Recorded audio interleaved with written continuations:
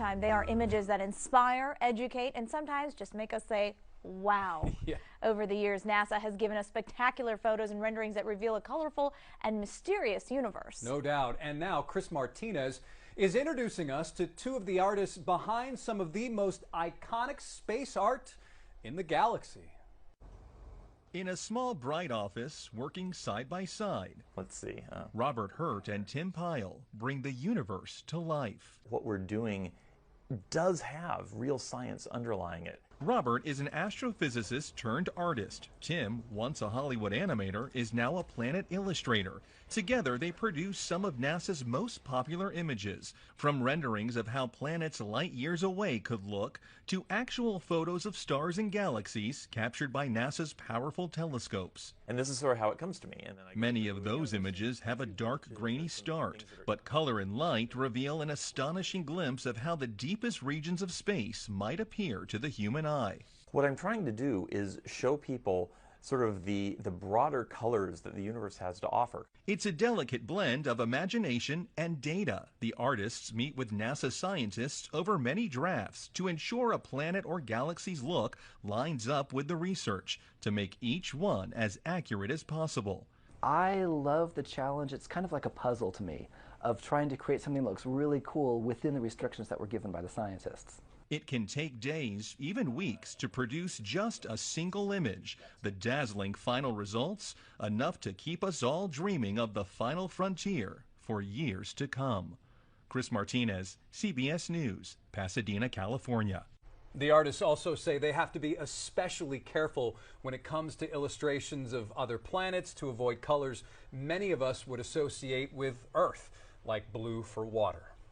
The shot is compiled from data from NASA's VEERS instrument, which orbits the Earth about every 100 minutes, taking measurements of light coming off the planet. That can be translated into ribbons of imagery like this, and then into one of these. And this is just the latest in NASA's Earth from Space album, which may be one of the most mind-expanding collections of images in human history. Heart nebulas, celestial collisions, a bird's-eye view of the Milky Way, astronomers are charting the outer reaches of the cosmos and bringing back jaw-dropping images from telescopes like Hubble and its infrared cousin Spitzer. If you look down at the bottom of that Milky Way image, you'll see these two words: artist concept. This sweeping image of the Orion Nebula actually looks like this. And the TRAPPIST-1 star system, the latest discovery of 7 potentially habitable exoplanets that made national headlines, it's really only a box of gray and white pixels. You see, space art is part of NASA's most fascinating images. Most space imagery begins with data. Very, very complex data. And transforming these numbers and graphs into an image that captures the public's imagination requires a delicate balance between science and art. And that is where Robert comes in. As an astronomer and artist, Robert isn't editing images so much as he's making an artistic hypothesis grounded in facts, so we can visualize what's really happening up there. It's primarily taking data and making pictures out of it. That's what this is, a composite of data sets from several different instruments translated into a picture. To us, the really cool thing was the data set. Up until that point, there was no realistic color map of the globe anywhere. So the land layer here comes from the Moderate Resolution Imaging Spectroradiometer aboard Terra. And the tricky part here was the weather. So we actually had to take clouds out. They stashed the clouds for later, went onto the ocean. That came from an instrument that measures phytoplankton in the sea. Where it was low, I colored it dark blue because they're low mostly in mid-oceans. And then where it was a little bit higher, it was like a little bit brighter green. Then add the clouds back in. There's a small problem with it because there's a very slight gap in between each orbit. So some of those are painted on. It is photoshopped, but it's has to be.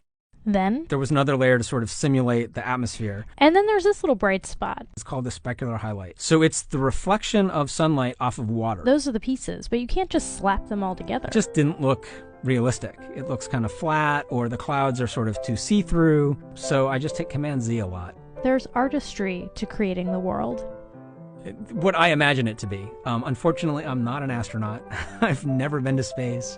But I've looked at these images over and over again. Robert takes the scientific limitations seriously because the wrong color could be very misleading.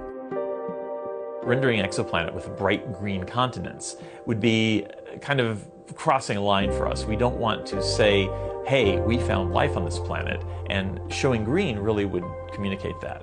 It's enough to show some evidence of water. In fact, a lot of times we've made special efforts to make the water not look super appealing, not like this tropical deep blue appearance, because you would think that complete accuracy would be the goal when you're doing astronomical illustrations, but it isn't always the case. The primary goal is communication and understanding. Having a visual response to technical triumphs was something NASA latched onto early on. For over 50 years, NASA worked closely with artists and creative leaders like Walt Disney and Norman Rockwell to help shape the stories of spaceflight. It's the same legacy today, just with more advanced scientific understanding and better tools to imagine what far-off worlds might look like if we could visit them. We want to take a lot of care to make sure we don't oversell the part of the story that isn't actually the story. There are people who just look and think, oh, NASA's photographed a planet, and they don't understand that actually that was a piece of art. On the other hand, if we don't do that and we don't put a piece of compelling artwork, then people may never even look at the story anyway. We are a long way from sending a spacecraft to TRAPPIST-1, without warp drive, of course, so for now, the artwork will continue to stand as our best guess.